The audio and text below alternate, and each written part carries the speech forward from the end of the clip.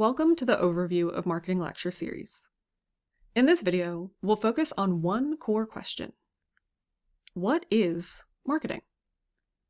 In this section, we'll introduce the concept of marketing and begin building a foundation for how we will think about marketing throughout the course. One of the first things we need to talk about in a marketing class is the definition of marketing. Before we discuss the actual textbook definition of marketing, think right now, what is marketing in your eyes? What word or phrase comes to mind when you hear this term? What do you view as marketing? Is marketing sales? Is marketing advertising? Is it television or streaming commercials? Is it persuading people to buy products? Is it the product itself? Each semester, I get all these different answers from students. And somehow, after discussing each one, we often end up that marketing is a combination of selling products and services. This is my image for products and services. Students often think that marketing is about selling different products and services, or the processes that lead to buying and selling products and services. How and where we sell them, how we might persuade people to buy them, how we might promote them, how we use different prices for different products and services. It seems that ultimately students say that marketing comes down to products and services. Now that you're thinking about it, do you agree with this? Do you agree that marketing is products and services? We buy services and products. We sell services and products. Yeah, that sounds about right. Right? If you said yes, that marketing is all about products and services, you were wrong. In marketing, we're not focused on buying and selling products and services.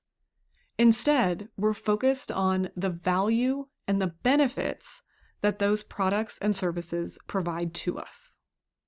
That doesn't mean marketing ignores products or selling. It means those are part of the process, not the starting point. Now, let's talk about the textbook definition of marketing. According to the American Marketing Association, marketing is the activity, set of institutions, and processes for creating, communicating, delivering, and exchanging offerings that have value for customers, clients, partners, and society at large. Wow, that was a mouthful. At this point, do you really understand what that means? Probably not. Can you memorize it for a test? Absolutely. Do I really want you to do that? No. I want you to understand this definition, which will happen over the course of the next 16 weeks.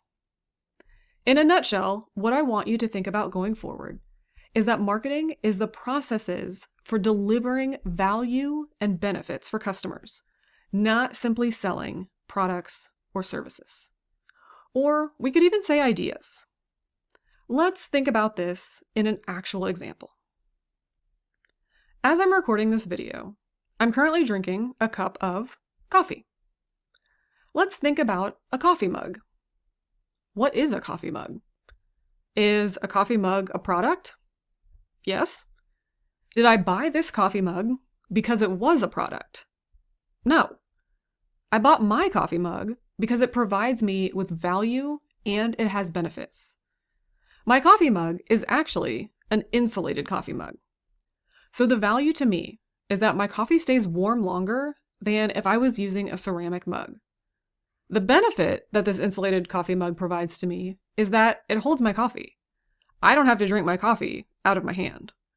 So yes, I bought a product, an insulated coffee mug, but I bought that product for the value and the benefit that it provides to me.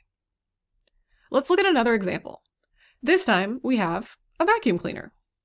Hopefully all of you have a vacuum. Why do you buy a vacuum? When you go to the store or look on Amazon for a vacuum, do you look at how pretty it is?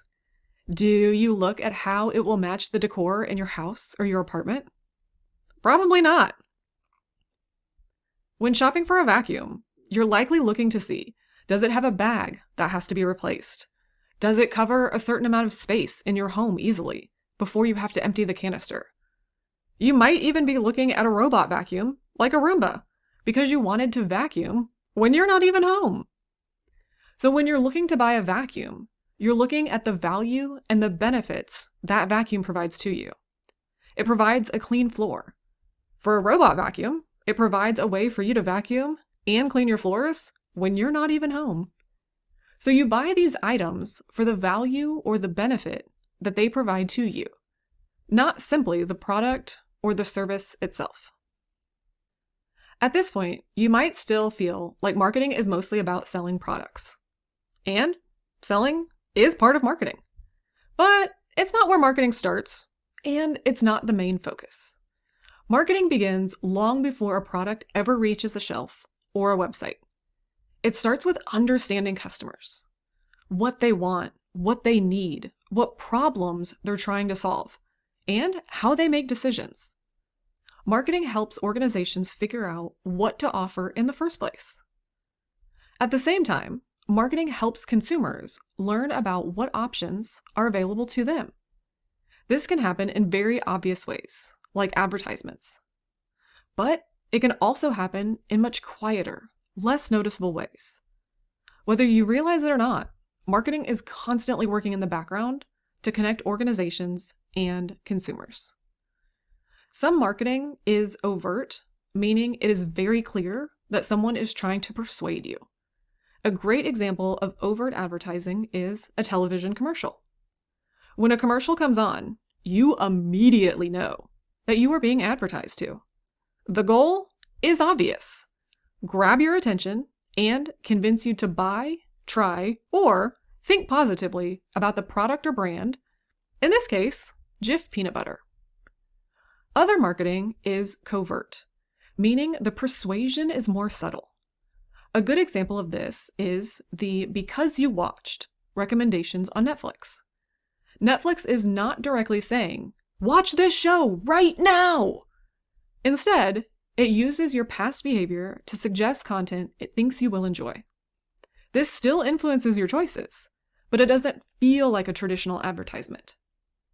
Both overt advertising and covert recommendations are powerful, and both are forms of marketing. One is easy to spot. The other often blends seamlessly into your everyday experiences. Marketing doesn't just influence what you buy. It influences how you think, and it shapes your perceptions, your preferences, and even your behavior over time. To see this in action, we'll watch a short video from IKEA called The Last Straw. As you watch this video, pay attention to how it makes you feel. Notice what it's not doing. It's not aggressively selling you a couch or a table. Instead, it's shaping how you think about waste, sustainability, and responsibility. Straws have done a lot for us. They've helped us to drink. They've stopped our sensitive teeth from getting cold. They've even meant we can fire tiny paper balls across classrooms. Fun, hey? You're watching as this straw decomposes. It looks the same, doesn't it? That's because a single-use plastic straw takes 200 years to decompose. And while we've all been using straws, many have ended up in our oceans and harming wildlife. They're not sustainable at all. In fact, there's a whole lot of single-use plastics that are harmful to our ecosystem. Carrier bags, forks, bottles, you name it. Well, we've had it with single-use plastics at IKEA. This is the last straw. Literally, the last single-use plastic straw that we will serve or sell in any IKEA store in the UK and Ireland. And to prove it, we're putting it on display to remind us forever. It might seem like one small step, but if we work together, we can make big steps in protecting the home we all share and make single-use plastics a thing of the past. This is a great example of how marketing works on a deeper level. It connects a brand to values, emotions, and social issues. By the end of the video, you could see that IKEA isn't just a furniture company, and you may start to associate it with being environmentally conscious or socially responsible. That's the power of marketing. Over time, repeated messages like this can change what feels normal, important, or even expected from brands.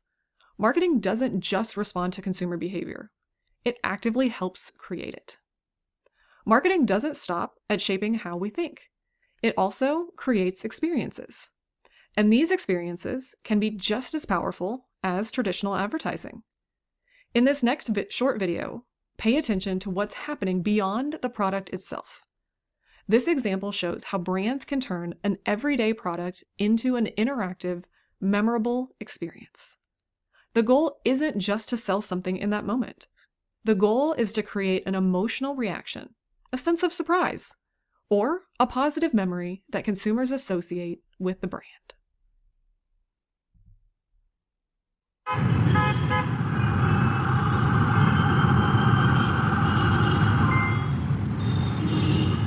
Place your phone on the charging pad to begin.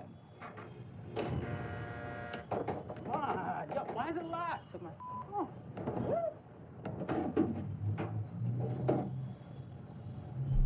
All right, I'm giving in.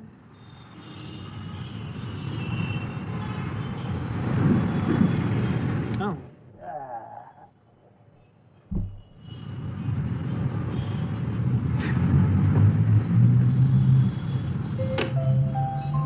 This has been an enjoyable 10 minutes. I'll give you guys that purely. I was ready to sue someone, but that was actually really nice. Experiential marketing like this focuses on how consumers feel when they interact with a brand, whether it's in a store, in public spaces, or online. These experiences are designed to be engaging and shareable. After watching the video, think about this. You may not remember every detail about the product, but you will likely remember the experience and how it made you feel. That's why experiences matter so much in marketing. Companies are no longer just competing on products. They're competing on the experiences they create. At this point, you should be starting to see that marketing is much more than selling products.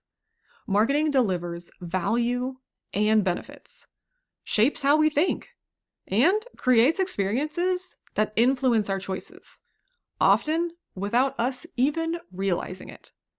This broader view of marketing will guide everything we discuss for the rest of the course.